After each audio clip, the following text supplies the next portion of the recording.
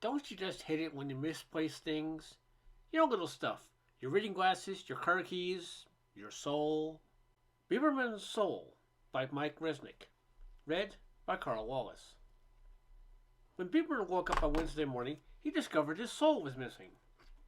This can't be, he muttered to himself. I know I had it with me when I went to bed last night. He thoroughly searched his bedroom and his closet and his office, and even checked the kitchen, just in case he had left it there when he got up around midnight for a peanut butter sandwich, but it was nowhere to be found. He questioned Mrs. Bieberman about it, but she was certain it had come back from the cleaners the previous day. I'm sure it will turn up, wherever it is, she said cheerfully. But I need it now, he protested. I'm a literary artist. What goes an artist without a soul? I always thought of some of the most successful writers we know had no souls, offered Mrs. Bieberman, thinking of a number of her husband's colleagues. Well, I need it, he said adamantly. I mean, it's all very well to remove it when it's taking a shower or working in the garden, but I absolutely must have it before I sit down to work. So he continued searching for it. He went up to the attic to look for it and made a lifetime's accumulation of memorabilia. Took his flashlight down to the basement and hunted through a thicket of broken chairs and sofas that he planned someday to give to the Salvation Army. Then, just to be on the safe side, he called the restaurant he and his agent had eaten the previous evening to see if he had inadvertently left it there. But by midday he was forced to admit it was indeed lost, or at the very least thoroughly misplaced.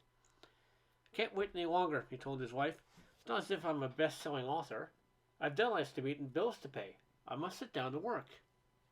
Shall I place a notice in the classified section of the paper, she said. We can offer a reward. Yes, he said, and report to the police as well. They must stumble across lost and mislaid souls all the time. He walked to his office door, turned to his wife, and sighed dramatically.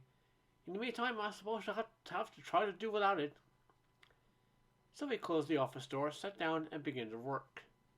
Ideas, not entirely his own, flowed freely. Concepts, slightly tarnished but still workable, easily manifested themselves. Characters, neatly labeled and ready for perform, popped up as he needed them.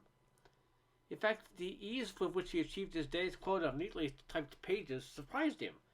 Though he had a distinct feeling there was something missing, some element that could be supplied only by his misplaced soul. Still, he decided, staring at what he had thus far accomplished, a lifetime's mastery of technique could hide a lot of faults. So he did a little of this and a little of that, made a correction here, inserted some literary pyrotechnics there. He beat it with a certain fashionable eroticism to impress his audience, and a certain trendy obtuseness to dazzle the critics, and finally he emerged and showed the finished product to his wife. I don't like it, said Mrs. Bieberman. I thought it was rather good, said Bieberman petulantly. It is rather good, she agreed, but you never settled for rather good before. Bieberman shrugged. It's got a lot of style to it, he said. Maybe no one else wouldn't see what's missing. And indeed, no one else did see what was missing.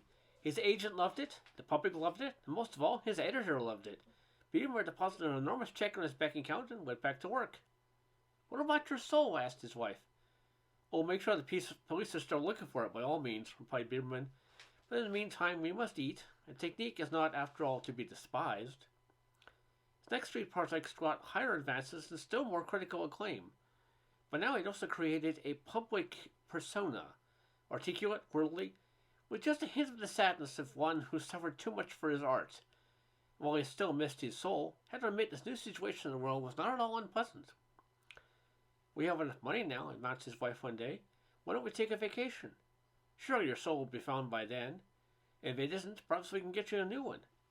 I said that the make went up in 3 days in Hong Kong. Don't be silly, he said irritably.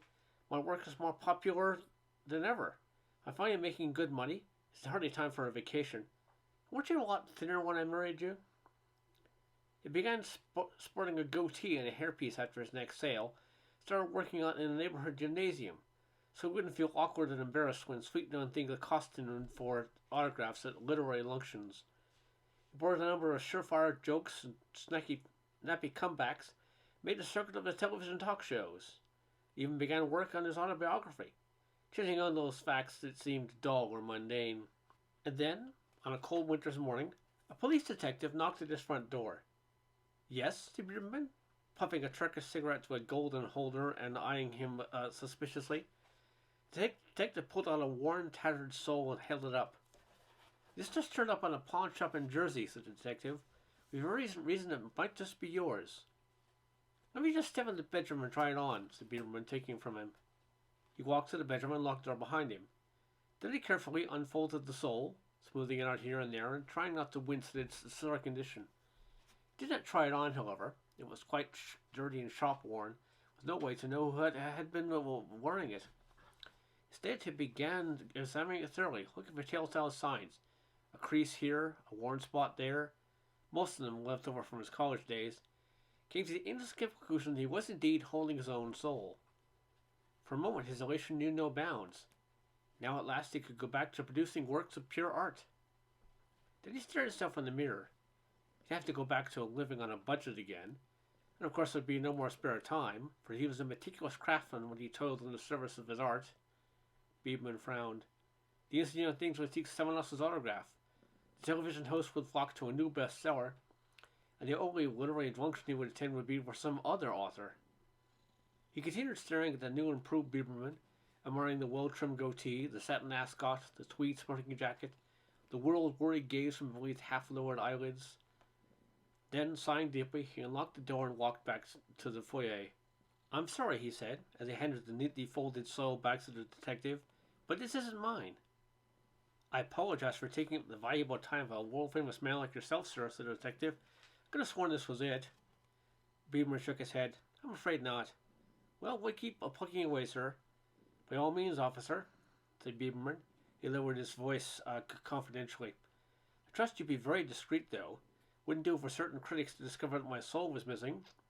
He passed a $50 bill to the detective. I quite understand, sir, said the detective, grabbing the bill and stuffing it in a pocket of his trench coat. You can depend on me. Biederman smiled a winning smile. I knew I could, officer. They returned to his office and went back to work. He had been dead and buried for 7 years before anyone suggested his work lacked some intangible factor. A few revisionist critics agreed, but nobody could pinpoint what was missing. Mrs. Biederman could have told them, of course, but she had taken a round-the-world cruise when Biederman left her for the second of his 7 wives, met and married a banker who was far too busy to discuss art, spent the rest of her life raising orchids, avoiding writers, and redecorating her house. The end.